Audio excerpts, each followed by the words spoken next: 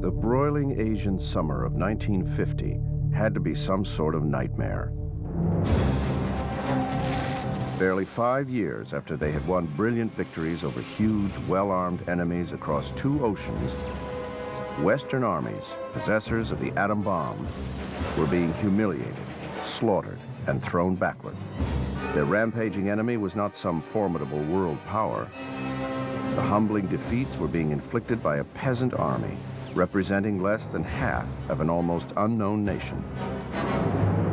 Indeed, most people had to go to a remote corner of the world map to locate the new battleground.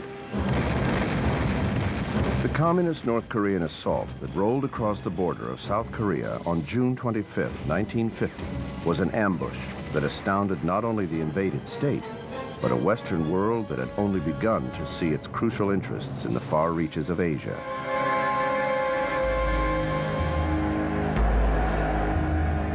The Russian bear and the Chinese behemoth suddenly seemed deeply implicated in new and naked military aggression. The swaggering West had assumed that its military might, advancing under a pure United Nations flag, would cross into Korea and quickly snuff out the upstart attack.